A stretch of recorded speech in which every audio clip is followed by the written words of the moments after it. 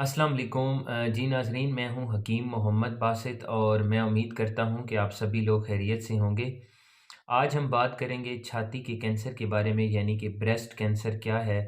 तो ये मसला जो है ये हमारे पाकिस्तान में बहुत तेज़ी से बढ़ रहा है और हुकूमत की तरफ से मीडिया के ज़रिए भी लोगों के अंदर इस बारे में अवेयरनेस पैदा की जा रही है। तो सबसे पहली बात ये है कि हमारी ख़वातीन को इस बारे में आगाही होनी चाहिए कि जो ब्रेस्ट कैंसर है इसकी अलामात क्या हैं।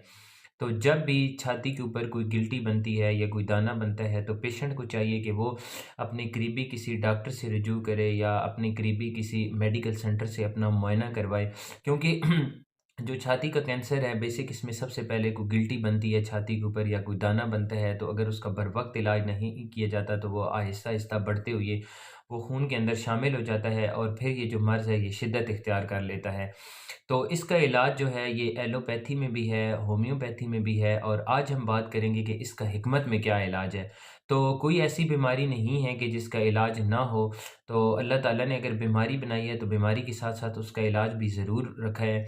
तो हिकमत में जो इसका इलाज है वो बहुत ही बेहतरीन है। इसमें सबसे पहले तो आपने अपने पेशेंट को गर्म दूध में हल्दी डाल के देनी है, क्योंकि हल्दी जो है ये बेहतरीन एंटीबायोटिक और एंटीसेप्टिक है।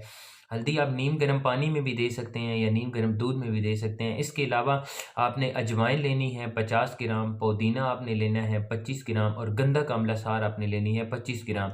ये आपको किसी भी पंसार या हकीम की दुकान से मिल जाएगा। इसका आपने बारीक पाउडर बनाना है और तकरीबन 2 से 3 महीने ये आपने लगातार इस्तेमाल करनी है। तो इंशाअल्लाह आपका ये जो कैंसर वाला मसला है ये तकरीबन आपका आहिस्ता-आहिस्ता ख़त्म हो जाएगा।